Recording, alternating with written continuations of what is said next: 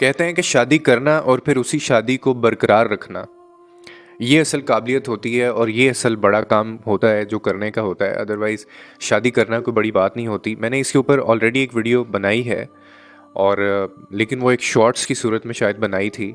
लेकिन आज इसके ऊपर बाकायदा हम बात करेंगे कि आजकल जो बहुत सारे मर्दों को और सोसाइटी के अंदर एक बड़ा ट्रेंड सा चल पड़ा है कि बहुत सारे लोग ऐसे होते हैं सोसाइटी में, आप भी शायद ऐसे लोगों को जानते होंगे। और ये वीडियो भी ऑन डिमांड है क्योंकि इसके ऊपर ऐसे केसेस भी आते हैं, बहुत ज़्यादा लोग ऐसे जो चाहते थे कि मैं इसके ऊपर बात करूं, तो फाइनली फिर आज मैंने कहा इसके ऊपर एक वीडियो बना देते हैं। ट्रेंड चल रहा है और वो ट्रेंड ये है कि दूसरी शादी जो है वो करना बाकायदा एक फ़ैशन बनता जा रहा है और ये बहुत आसान होता जा रहा है लोगों के लिए। ऑफ कोर्स जिसको छोड़ा जा रहा होता है, जो आपका पार्टनर होता है, उसके लिए तो मुश्किल होता है। जो शख्स करना चाह रहा होता है ना दूसरी, उसके लिए तो शायद ये इतना मुश्किल नहीं होता, लेकिन वो जिसको छोड़ के दूसरी शादी करना चाह रहा होता है, उसके लिए सारी ज़िंदगी के लिए एक इम्तिहान भी होता है, एक आजमाइश भी होती है और शायद उसकी तकलीफ़ का अंदाज़ा हम नहीं लगा सकते। और वैसे भी शादी करना जो है वो कोई बड़ी बात नहीं होती। असल जो काम होता है वो शादी को बरकरार रखना और उसी एक रिश्ते के अंदर रहना होता है। आजकल की जो यूथ है, क्योंकि हम लोग कमिटमेंट्स को, वैल्यूज़ को और जो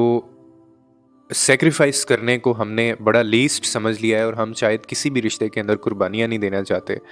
और हमें शायद ये सिखाया भी नहीं जाता शुरू से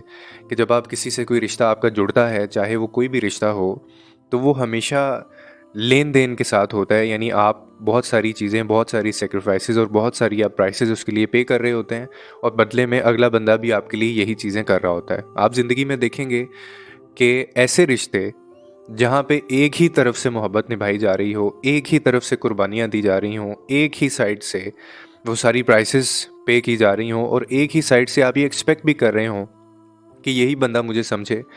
यही बंदा मुझे इज़्ज़त दे, यही बंदा मुझे ओन करे और यही बंदा मुझे हमेशा स्पेस भी दे। आप देखेंगे ऐसे जो रिश्ते होंगे ना, वो कभी भी ज़िंदगी में चल नहीं पाएंगे। और अगर आप ऐसे रिश्तों को चलाने की कोशिश भी करेंगे तो ये एक बहुत बड़ा फेलियर होगा और इस रिश्ते के अंदर भी जो लोग होंगे ना, वो भी सफ़र करेंगे और जो ये रिश्ते निभा रहे होंगे वो भी लोग सफ़र करेंगे। तो ऐसे रिश्ते कभी भी कामयाब एक तो होते नहीं हैं। तो मैं हमेशा से वैसे ये बात बहुत वीडियोस के थ्रू भी मैं कह चुका हूँ कि जब तक आप किसी ऐसे कंक्लूजन पे नहीं पहुँच जाते कि आपको 100% ये अंदाज़ा नहीं हो सकता कि जिस बंदे से आपने शादी करनी है ये आपका वही, यानी ये ड्रीम पार्टनर है आपका। अगर ड्रीम पार्टनर नहीं है तो कम से कम आपको इतनी क्लैरिटी और इतनी डायरेक्शन ज़रूर पता होनी चाहिए कि आप इस शख्स के साथ ज़िंदगी गुजार सकते हैं या नहीं गुजार सकते। हमारे क्या होता है यहाँ पे कि शादियाँ कर ली जाती हैं, 2-3 ऐसी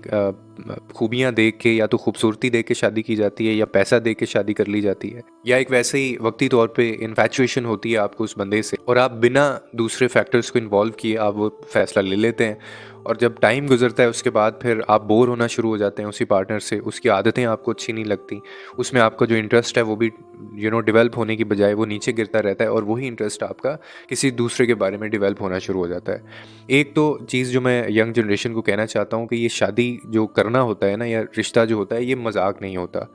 और ना ही आप ये सोच के शादियाँ कीजिएगा कि आपके पास क्योंकि 4 ऑप्शंस हैं, तो अगर एक शादी आपकी नहीं चली तो आप दूसरी कर लेंगे, दूसरी नहीं चली तो आप तीसरी कर लेंगे, तीसरी नहीं तो फिर आप आगे भी शादी कर लेंगे। ये जो माइंडसेट है ना, ये आपकी ज़िंदगी तबाह कर देगा और ये आपकी ज़िंदगी के अंदर कभी भी बैलेंस नहीं रहने देगा।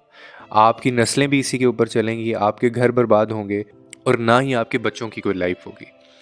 तो इसीलिए जब भी आपने ये फ़ैसला लेना हो तो आपको एक तो ये पता होना चाहिए कि जिससे आपने शादी करनी है वो बंदा, आप उसके साथ सारी ज़िंदगी गुजार पाएंगे या नहीं गुजार पाएंगे। अब इसकी ये बहुत लंबी बहस है कि वो कौन सी चीज़ें होनी चाहिए, कौन सी नहीं होनी चाहिए, इसके ऊपर भी हम वीडियो लाजमी बनाएंगे। लेकिन अगर फ़र्ज़ कर लें कि आप किसी के साथ भी आपका कोई रिश्ता जुड़ता है या आप इस रिश्ते के अंदर आते हैं, तो ये जितना जल्दी हम ये फ़ैसला लेते हैं ना किसी से शादी करने का, उतनी ही जल्दी हम फ़ैसला तोड़ने का जब करते हैं ना, तो वो बहुत तकलीफ़ देह होता है। और ऑफ़ कोर्स मैंने आगे भी कहा कि जिस बंदे को छोड़ा जा रहा होता है वो इस चीज़ को इतनी आसानी से नहीं भूल सकता। हो सकता है आपके लिए मूव ऑन करना बहुत आसान हो क्योंकि आपके जहन में पहले ही ये चीज़ होगी या आप कंसीडर कर रहे होंगे और भी ऑप्शंस। लेकिन जिसको आपने छोड़ना है उसको बिल्कुल भी इस चीज़ का अंदाज़ा नहीं होता कि उसने आपके बाद किधर जाना है या क्या करना है। तो एक तो ये फ़ैसले इतनी जल्दी ना लिया करें, जो लोग भी मुझे सुन रहे हैं। दूसरा, अगर आप किसी रिश्ते में हैं, अगर आपकी जिस बंदे से शादी हुई है, तो कोशिश करें कि आप सैक्रिफ़ाइस करना सीखें। कोशिश करें कि आप उसी के साथ रहना सीखें, उस रिश्ते को बरकरार रखना सीखें। क्योंकि मेरे ख़्याल में जो ज़र्फ़ होता है ना, असल में मर्द का वो यही होता है कि आप जिस बंदे के साथ आपका रिश्ता जुड़ा है, अब आपने उसके साथ निभाना है और आपने आखिर तक निभाना है, अनटिल अनलेस कि आपके साथ बहुत ज़्यादा कोई एबनॉर्मल चीज़ें नहीं हो रही हैं, कि आपका पार्टनर इतना ज़्यादा एब्यूसिव ना हो, इतना ज़्यादा टॉक्सिक ना हो कि वो आपको बाकायदा मार-पीट करता हो रोज़ाना की बुनियाद पे, तो या उसकी आदतें इतनी ख़राब हों, या उसके बारे में कुछ चीज़ें आपको ऐसी पता चल जाएँ कि आपके लिए रहना उसके साथ ज़्यादा अज़ियतनाक और ज़्यादा तकलीफ़देह हो गया है, तो फिर तो आपको बिल्कुल फ़ैसला लेना चाहिए। अगर एक बंदा आपके साथ रहा है, अगर एक बंदे ने आपके साथ 5 साल, 10 साल या 15 साल गुज़ारे हैं, तो फिर ऐसी कौन-सी ज़रूरत पेश आ गई है कि आपका उस बंदे के साथ आगे गुज़ारा नहीं हो रहा और आप दूसरी शादी का जो फ़ैसला है वो लेते हैं, और ना ही इसमें आप बच्चों का सोचते हैं। फिर मैंने बहुत ज़्यादा केसेज़ में ऐसा भी देखा है कि जो कि एक और ट्रेंड आजकल चल रहा है, कि जिन लोगों को ये थ्रेट्स होता है कि हम दूसरी शादी नहीं कर सकते, उन्होंने छुप के, बहुत सारे लोग ऐसे हैं जिन्होंने छुप के निकाह किए होते हैं।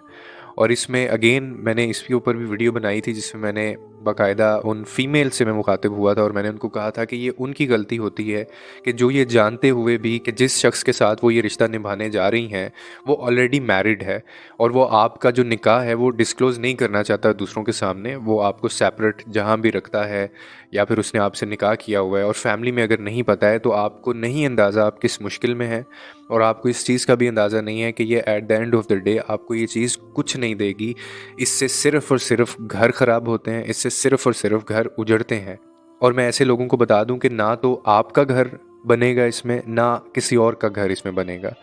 तो ये भी बहुत हो रहा है कि जहाँ पे लोगों को इजाज़त नहीं दी जाती, या उनके लिए रुकावटें पैदा करने की कोशिश की जाती है, तो बहुत ज़्यादा लोग ऐसे हैं जो छुप के लेटर ऑन आपको पता चलता है कि जी ये तो किसी और के साथ निकाह में है। अब मुझे नहीं समझ आती कि हमारी वैल्यूज़ किस तरफ जा रही हैं, हम क्या चाहते हैं, या हमें कौन-सी ऐसी चीज़ है वो चाहिए होती है, और कौन-सी ऐसी कमी है जो हमारी पूरी नहीं हो रही होती, जिसके बाद हम एक ऐसे शख्स के साथ, जिसको हमने खुद कबूल किया होता है और वो बाकायदा म्यूचुअल अंडरस्टैंडिंग के साथ वो रिश्ता भी तय हुआ होता है, लेकिन फिर भी हमें ज़रूरत पेश आ जाती है कि हम किसी और के साथ रहें और उससे मिलें और उससे अपनी ज़रूरत जो है वो पूरी करें। तो जबकि मेरा मानना ये है कि अगर एक ऐसा शख्स जिसको आप अपनी मर्ज़ी से अपनी ज़िंदगी में लेके आए हैं, अगर आप उस बंदे के साथ नहीं रह सकते, अगर वो बंदा भी आपको अपील नहीं करता, अगर वो बंदा भी आपको खुश नहीं रख सका, तो फिर दुनिया में कोई ऐसा शख्स नहीं होगा जो आपको खुश रख सकेगा। वो वक्ती तौर पे ज़रूर आपको लग रहा है, क्योंकि नए रिश्ते होते हैं, नए वादे होते हैं, एक करिश्मा होता है, नया-नया इंटरेस्ट जो है वो डेवलप हुआ होता है।